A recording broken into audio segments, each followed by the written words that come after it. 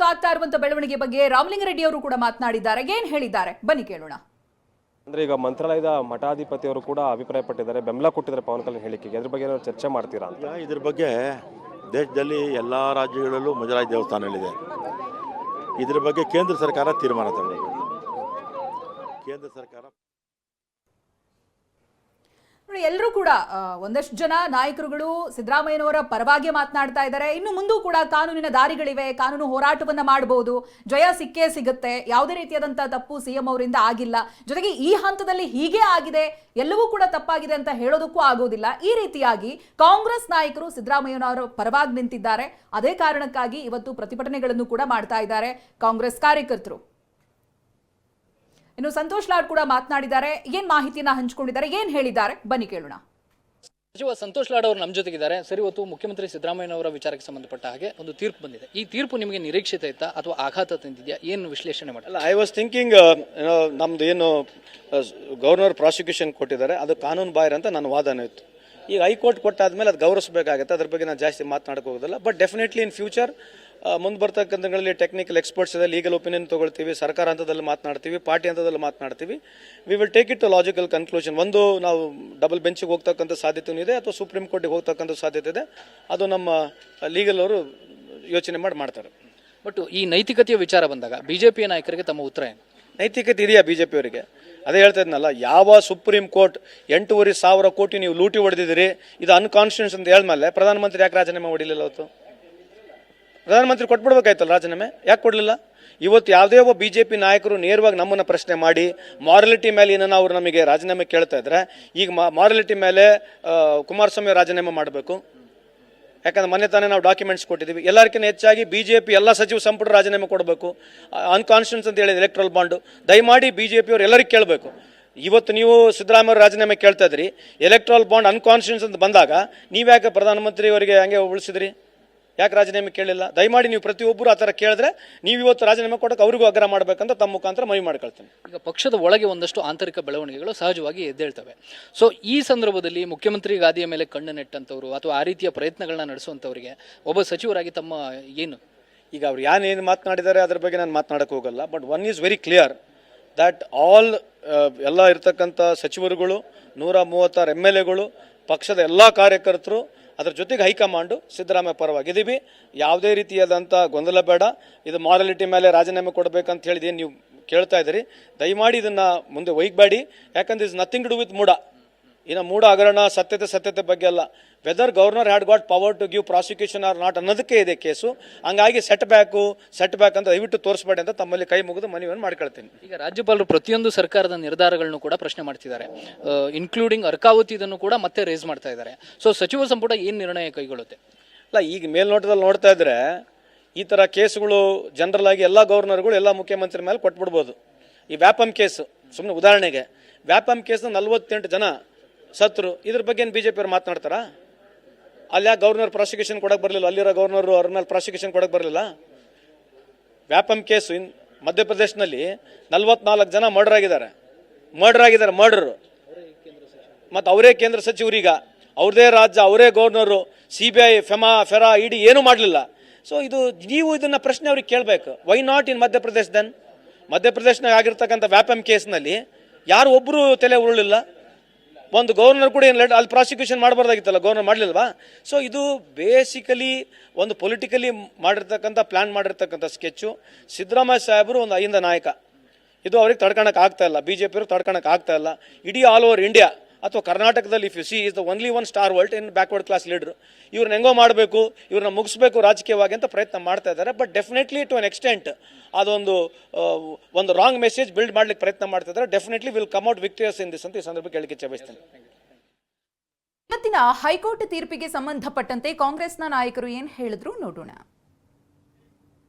ಆದೇಶ ಮುಖ್ಯಮಂತ್ರಿಗಳಿಗೆ ಅತಿ ದೊಡ್ಡ ಸೆಟ್ ಬ್ಯಾಕ್. ಇದು ಸೆಟ್ ಬ್ಯಾಕ್ ಏನೇ ಇಲ್ಲ, ತನಿಖೆ ಮಾಡಿ ಅಂತ ಹೇಳಿದ್ದಾರೆ ಅಷ್ಟೇ. ತನಿಖೆ ಮಾಡಿ ತಪ್ಪಿತಸ್ಥರು ಅಂತ ಆದಾಗ ಮಾತ್ರ ಸೆಟ್ ಬ್ಯಾಕ್ ಆಗುತ್ತೆ, ಈಗೇನೂ ಇಲ್ಲ. ಅದರ ಅವಶ್ಯಕತೆ ಇರಲಿಲ್ಲ ನಮ್ಮ ಅಭಿಪ್ರಾಯದಲ್ಲಿ. ಆದರೆ ಕೋರ್ಟ್ ಗೌರವಕ್ಕೆ ನಾವು ತೀರ್ಪಿಗೆ ನಾವು ಗೌರವ ಕೊಡಬೇಕಲ್ಲ.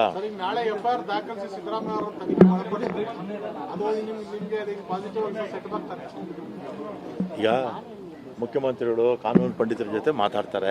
ಸರ್ ಹೈಕಮಾಂಡ್ ಏನಾದ್ರು ರಾಜೀನಾಮೆ ಕೇಳಕ್ ಮುಂದಾದ್ರೆ ಹೇಳ್ತೀರಿ ಸರ್ ನೀವು? ಹೈಕಮಾಂಡ್ ರಾಜೀನಾಮೆ ಕೇಳಕ್ ಹೈಕಮಾಂಡ್ ರಾಜೀನಾಮೆ ಯಾಕೆ ಕೇಳ್ತಾರೆ? ಕೇಳೋದಿಲ್ಲ, ಖಂಡಿತ ಕೇಳೋದಿಲ್ಲ.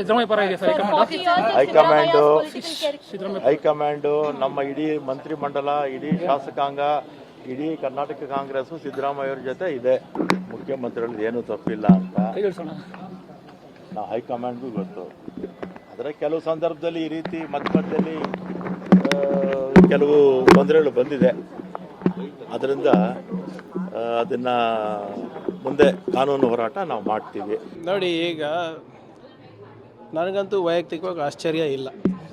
ಯಾಕಂದರೆ ಇವತ್ತು CBI, IT, ED ಎಲ್ಲಾದರೂ ಪ್ರಯತ್ನ ಮಾಡಿದ್ರು, ಅವೆಲ್ಲ ವರ್ಕೌಟ್ ಆಗಿಲ್ಲ ಅಂದಾಗ ಗವರ್ನರಿಗೆ ಮುಂದೆ ತಂದಿದ್ರು. ನಾನು ಮುಂಚೆಯಿಂದನೂ ಹೇಳ್ತಾ ಇದ್ದೀನಿ, ಇದು BJPಯವರ ಸ್ಟ್ಯಾಂಡರ್ಡ್ ಆಪ್ರೇಟಿಂಗ್ ಪ್ರೊಸೀಜರ್, ಕೇಂದ್ರ ಸರ್ಕಾರದ ಪ್ಲೇಬುಕ್ ಇದು ಒಂದು. ಸೊ ಎಲ್ಲೆಲ್ಲಿ ಅವರಿಗೆ ಅವಕಾಶಗಳು ಸಿಗ್ತಾ ಇಲ್ಲ, ಅವರು ಸರ್ಕಾರವನ್ನು ಇದು ರಾಜ್ಯಪಾಲರ ಕಚೇರಿಯನ್ನು ದುರುಪಯೋಗ ಮಾಡ್ಕೋತಾ ಇದ್ದಾರೆ. ಅದೇ ನಿಟ್ಟಿನಲ್ಲಿ ಇವತ್ತು ತೀರ್ಪು ಬಂದಿರೋದು. ಕಾನೂನು ಹೋರಾಟ ಇದೆ ಅಲ್ಲ, ಅವ್ರ ಹತ್ರ BJPಯವರ ಹತ್ರ ಮತ್ತು ಕೇಂದ್ರ ಸರ್ಕಾರ ಹತ್ರ ಗವರ್ನರ್ ಇದ್ದರೆ, ನಮ್ಮ ಹತ್ರ ಬಾಬಾ ಸಾಹೇಬ್ ಅಂಬೇಡ್ಕರ್ ಅವರ ಸಂವಿಧಾನ ಇದೆ, ನಾವು ಅಪೀಲ್ ಮಾಡ್ತೀವಿ. ಈಗ ಡೆಲ್ಲಿನಲ್ಲಿ ಏನಾಯಿತು ಸರ್, ಜಾರ್ಖಂಡ್ನಲ್ಲಿ ಏನಾಯಿತು, ಚೀಮಾರಿ ಹಾಕಿಲ್ವಾ supreme court? We will fight this legally. ಆಮೇಲೆ ಜನರ ಬಳಿ ಹೋಗೋಣ. ಸಿದ್ದರಾಮಯ್ಯ ರಾಜೀನಾಮೆ ಕೊಡಬೇಕು ಅನ್ನೋ ವಿಪಕ್ಷ ನಾಯಕರು ಏನಾದರೂ ಮಾಡ್ಕೊಳ್ರಪ್ಪ, ಕಾರಣ ಇರಬೇಕಲ್ಲ. ಇವ್ರ ನೈತಿಕತೆ ಬಗ್ಗೆ ಮಾತಾಡೋಕ್ಕೆ ಹಕ್ಕಿದೆಯಾ? ಇವ್ರಿಗೇನಾದರೂ ಸ್ವಲ್ಪನ ನೈತಿಕತೆ ಇದ್ದಿದ್ರೆ ಫಸ್ಟು ವಿಜೇಂದ್ರ ಅವರಿಗೆ ಕೆಳಗಿಳಿಸ್ತಾ ಇದ್ರು. ಅವ್ರ ಪೂಜ್ಯ ಅಪ್ಪಾಜಿ ಅವ್ರ ಮೇಲೆ ಪಾಕ್ಸ್ಕೋ ಕೇಸ್ ಇದೆ, ಅದ್ರ ಬಗ್ಗೆ ಮಾತಾಡ್ತಾರಾ? ಅವರ ಡಿನೋಟಿಫಿಕೇಷನ್ ಬಗ್ಗೆ ಮಾತಾಡ್ತಾರಾ? ಇವ್ರ ನೈತಿಕತೆ ಮಾತಾಡೋಕ್ಕೆ ಏನಾದರೂ ಹಕ್ಕಿದೆಯಾ BJP ಅವರಿಗೆ? ಆಪ್ರೇಷನ್ ಕಮಲ ಮಾಡೋದು ಇವರು, ಭ್ರಷ್ಟಾಚಾರ ಮಾಡೋದು ಇವರು, ಹೆಣದ ಮೇಲೆ ಹಣ ಮಾಡೋದು ಇವರು, ಕಸದ ಮೇಲೆ ಹಣ ಮಾಡೋದು ಇವರು, ದಲಿತರ ಮೇಲೆ ದೌರ್ಜನ್ಯ ಮಾಡೋದು ಇವರು, ಅವಾಚಕ ಶಬ್ದದಲ್ಲಿ ಮಹಿಳೆಯರಿಗೆ ನಿನ್ಸೋದು ಇವರು, ಮುನಿರತ್ನ ಅಂತ MLAಗಳು ಇಟ್ಕೊಂಡು ಮೆರೆಸೋರು ಇವರು ನೈತಿಕತೆ ಬಗ್ಗೆ ಮಾತಾಡ್ತಾ ಇದ್ದಾರಾ? Do they have any moral rights? First ಏನಾದರೂ ನೈತಿಕತೆ ಇದ್ದರೆ ಇದ್ರ ಬಗ್ಗೆ ಎಲ್ಲ ಮಾತಾಡಿ, ಆಮೇಲೆ ಸಿದ್ದರಾಮಯ್ಯ ಅವ್ರ ಸಾಹೇಬ್ರ ಹತ್ರ ಬನ್ನಿ. ಸರ್, ಇನ್ನೂ ಸುಮಾರು ಸಾಲು ಕೇಸ್ಗಳಿದಾವೆ. KDB ಒಂದು ಇದಿದೆ, ಮತ್ತೆ ನಿಮ್ಮ ಒಂದು ಮಾಡಲಿ ಸರ್, ಯಾರು ಬೇಡ ಅಂದಿದ್ದಾರೆ? ಮೋದಿ ಅವರಿದ್ದಾರೆ, ಶಾ ಅವರಿದ್ದಾರಲ್ಲ, ಮಾಡಲಿ, ಯಾರು ಬೇಡ ಅಂದಿದ್ದಾರೆ? ನಾನು ಹೇಳಿಲ್ವಾ? ಅವ್ರ ಹತ್ರ ಗವರ್ನರ್ ಇರ್ಬೋದು, ಅವ್ರ ಹತ್ರ ಮೋದಿ ಅವ್ರು ಇರ್ಬೋದು, ಅವ್ರ ಹತ್ರ ಶಾ ಇರ್ಬೋದು, ಕಾಂಗ್ರೆಸ್ ಪಕ್ಷದವ್ರ ಹತ್ರ ಬಾಬಾ ಸಾಹೇಬ್ ಅಂಬೇಡ್ಕರ್ ಅವರ ಸಂವಿಧಾನ ಇದೆ. ಸರ್, ಎಕ್ಸ್ಪೆಕ್ಟೆಡ್ ಅಂದ್ರೆ ಹೇಗೆ? ಸ್ಟ್ಯಾಂಡರ್ಡ್ ಆಪರೇಟಿಂಗ್ ಪ್ರೊಸೀಜರ್ ಅಂತ ಸರ್ ಯಾವಾಗಲೂ. ಈಗ ನೋಡಿ, ತಮಿಳ್ನಾಡು ಇವತ್ತು ರಾಜ್ಯಪಾಲರು ಕಚೇರಿ ಆಗಲಿ, ಬೇರೆ ಸಾಂವಿಧಾನಿಕ ಸಂಸ್ಥೆಗಳ ಮೇಲೆ BJPಯವರು ನಾನಾ ರೀತಿಯ ಒತ್ತಡಗಳನ್ನು ತರ್ತಾ ಇದ್ದಾರೆ. ಇದೊಂದು ರಾಜಕೀಯ ಸಂಘರ್ಷನೂ ಹೌದು. ಪ್ರಜಾಪ್ರಭುತ್ವವನ್ನು ದಮನ ಮಾಡ್ತಕ್ಕಂಥ ಕೆಲಸ BJPಯವರು ಮಾಡ್ತಾ ಇದ್ದಾರೆ. ಜನಗಳಿಂದ ಚುನಾಯಿತವಾದಂಥ ಸರ್ಕಾರಗಳನ್ನು ಕಿತ್ತಾಕೋದು, ಅವರು ED, CBI ಇಂಥ ಸಂಸ್ಥೆಗಳನ್ನ ಉಪಯೋಗಿಸ್ಕೊಂಡು ಸರ್ಕಾರಗಳನ್ನು ಬುಡಮೇಲು ಮಾಡೋದು, ವಿರೋಧ ಪಕ್ಷದ ಸರ್ಕಾರಗಳ ಮುಖ್ಯಮಂತ್ರಿಗಳನ್ನು, ಮಂತ್ರಿಗಳನ್ನು ಜೈಲ್ಗೆ ಹಾಕೋದು, ಇದೆಲ್ಲ ದೇಶದಲ್ಲಿ ನಮ್ಮ ಕಣ್ಣು ಮುಂದೆ ನಡೀತಾ ಇದೆ. ಅದನ್ನೇ ಅವರು ಕರ್ನಾಟಕದಲ್ಲೂ ಕೂಡ ಪ್ರಯೋಗ ಮಾಡ್ತಾ ಇದ್ದಾರೆ. ಇದರ ವಿರುದ್ಧ ನಾವು ರಾಜಕೀಯವಾಗಿಯೂ ಕೂಡ ಸಂಘರ್ಷ ಮಾಡ್ತೇವೆ. ಯಾವುದೇ ಕಾರಣಕ್ಕೂ ನಾವು ಧೃತಿಗೆಡುವಂಥ ಪ್ರಶ್ನೆ ಇಲ್ಲ. ಇನ್ನಷ್ಟು ವಿಶ್ವಾಸದಿಂದ, ಇನ್ನಷ್ಟು ರಾಜಕೀಯವಾಗಿ ನಾವು ಅಗ್ರೆಸಿವ್ ಆಗಿ ಇದನ್ನು ಫೈಟ್ ಮಾಡ್ತೇವೆ. ಕಂಪ್ಲೀಟ್ ರಿಪೋರ್ಟ್ ಓದ್ಬಿಟ್ಟು ಅದರ ಮೇಲೆ ಮುಂದೆ ನಾವು ಯಾವ ರೀತಿಯಲ್ಲಿ ಲೀಗಲಾಗಿ ನಾವು ಹೋರಾಟ ಮಾಡ್ತೀವಿ ಅಂತ ಈಗಾಗಲೇ ವಿಚಾರ ಹೇಳಿದ್ದಾರೆ. ಇದರಲ್ಲಿ ಸಿದ್ದರಾಮಯ್ಯ ಯಾವುದೇ ತಪ್ಪಿಲ್ಲ ಅಂತ ಎಲ್ಲ ಇಡೀ ಕಾಂಗ್ರೆಸ್ ಪಕ್ಷಕ್ಕೆ, ಸರ್ಕಾರಕ್ಕೆ, ಮಂತ್ರಿಗಳಿಗೆ, ಶಾಸಕರಿಗೆ ಗೊತ್ತಿದೆ. ಇಡೀ ಕಾಂಗ್ರೆಸ್ ಸರ್ಕಾರ, ಕಾಂಗ್ರೆಸ್ ಪಕ್ಷ, ಸಂಘಟನೆ, ಶಾಸಕರು ಎಲ್ಲ ಕಾಂಗ್ರೆಸ್ ಸಿದ್ದರಾಮಯ್ಯ ಪರವಾಗಿ ನಿಂತಿದ್ದಾರೆ. ಅದರಿಂದ ಇವನ್ ಹೈಕಮಾಂಡ್ ಕೂಡ ಪರವಾಗಿದ್ದಾರೆ. ಇದು BJP JDS ಷಡ್ಯಂತ್ರ, ಅದ್ರ ವಿರುದ್ಧ ನಾವು ಕೂಡ ಹೋರಾಟ ಮಾಡ್ತೀವಿ. ಈ BJP ಕೇಂದ್ರ ಸರ್ಕಾರ ಹಲವಾರು ರಾಜ್ಯಗಳಲ್ಲಿ ಎಲ್ಲೆಲ್ಲಿ ನಾನ್ BJP ಗೌರ್ಮೆಂಟ್ಸ್ ಇದೆ ಅಲ್ಲಿ ಡಿಸ್ಟರ್ಬ್ ಮಾಡ್ತಾ ಇದ್ದಾರೆ. ಅದರಿಂದ ಈಗಾಗಲೇ ಕೆಲವು ರಾಜ್ಯಗಳು ಕೂಡ ತೊಂದರೆ ಕೂಡ ಕೊಟ್ಟಿದ್ದಾರೆ. ನಾವು ಈ ರಾಜ್ಯದಲ್ಲಿ, ಕರ್ನಾಟಕದಲ್ಲಿ ಜನ 136 ಸೀಟ್ ಗೆಲ್ಲಿಸಿದ್ರು. ಅವತ್ತಿಂದ ಇವತ್ತವರೆಗೂ ಅದೇ ಕೆಲಸ ಮಾಡ್ತಾ ಇದ್ದಾರೆ. ನಮ್ಮ ಶಾಸಕರನ್ನ ಕರೆಯೋದು, ಅವ್ರಿಗೆ ಇದು ಮಾಡೋದು, ಆಪರೇಷನ್ ಮಾಡೋಕ್ಕೆ ಮೂಲಕ ಪ್ರಯತ್ನ ಮಾಡೋದು, ಅದು ಯಾವ ಕಾರಣಕ್ಕೆ ಅವರು ಅದರಲ್ಲಿ ಸಾಧನೆ ಮಾಡೋಕ್ಕೆ ಸಾಧ್ಯ ಆಗಲ್ಲ. ಇವತ್ತು ಏನು 136 MLAಗಳಿದ್ದಾರೆ, ಸ್ಟ್ರಾಂಗ್ ಆಗಿ ಇವತ್ತು ನಮ್ಮ ಕರ್ನಾಟಕದಲ್ಲಿ ಕಾಂಗ್ರೆಸ್ ಪಕ್ಷದ ನಾಯಕತ್ವ ನಡೀತಾ ಇದೆ. DK ಶಿವಕುಮಾರ್ ಅಧ್ಯಕ್ಷತೆಯಲ್ಲಿ ಹಾಗೂ ಮುಖ್ಯಮಂತ್ರಿಗಳ ನಾಯಕತ್ವದಲ್ಲಿ ಈ ಕಾಂಗ್ರೆಸ್ ಪಕ್ಷ ಬಲಿಷ್ಠವಾಗಿ ಕರ್ನಾಟಕದಲ್ಲಿ ಸಿ ಎಮ್ ಅವ್ರದ್ದು ಪಾತ್ರ ಇದರಲ್ಲೇನೂ ಇಲ್ಲ. ಯಾವುದೇ ಸಂದರ್ಭದಲ್ಲಿ ಕೂಡ ಅವರು ಇದರಲ್ಲಿ ಪತ್ರ ಬರೆದಿಲ್ಲ, ಹೇಳಿಲ್ಲ, ಏನೂ ಮಾಡಿಲ್ಲ. ಆದರೆ ಬಿ ಜೆ ಪಿಯವರು ಇದನ್ನು ಈ ರೀತಿ ಒಂದು ವಾತಾವರಣ ನಿರ್ಮಾಣ ಮಾಡಿ ಒಂದು ಸುಭದ್ರವಾದಂಥ ಸರ್ಕಾರವನ್ನು ನಡೆಸುವಂಥ ಮುಖ್ಯಮಂತ್ರಿಗಳಿಗೆ ಇವತ್ತು ಈ ಕೆಲಸವನ್ನು ಅವರು ಕೊಡೋದಕ್ಕೆ ಕಾರಣಭೂತರಾಗಿದ್ದಾರೆ. ಆದರೆ ಕಾನೂನುಬದ್ಧವಾಗಿ ಕೋರ್ಟ್ ಏನು ತೀರ್ಮಾನ ಕೊಟ್ಟಿದೆ, ಅದಕ್ಕೆ ಮುಂದಿನ ಕೋರ್ಟ್ಗಳಿದೆ, ಡಿವಿಷನ್ ಬೆಂಚ್ ಇದೆ ಅಥವಾ ಸುಪ್ರೀಂ ಕೋರ್ಟ್ ಇದೆ, ಅಲ್ಲಿ ನಾವು ಇದನ್ನು ಲೀಗಲ್ ಬ್ಯಾಟ್ಲ್ ಹೋರಾಟ ಮಾಡ್ತೀವಿ. ಇದಕ್ಕೆ ನಾವು ಯಾಕಂದರೆ ಏನೂ ತಪ್ಪು ಮಾಡಿಲ್ಲ, ಮುಖ್ಯಮಂತ್ರಿಗಳು ವಿನಾಕಾರಣ ಅವ್ರ ಮೇಲೆ ಈ ಚಾರ್ಜಸ್ ಮಾಡಿದ್ದಾರೆ. ನಾವೆಲ್ಲ ಒಗ್ಗಟ್ಟಾಗಿದ್ದೀವಿ, ಶಾಸಕರು ಮಂತ್ರಿಗಳು ಒಟ್ಟಿಗೆ, ಇಡೀ ಕಾಂಗ್ರೆಸ್ ಪಾರ್ಟಿ ಅವ್ರ ಬೆನ್ನಿಗೆ ನಿಂತಿದೆ. ಇದು ರಾಜಕೀಯ ಪ್ರೇರಣೆಯಿಂದ ಬಿ ಜೆ ಪಿಯವರು ಮಾಡಿದ್ದಾರೆ.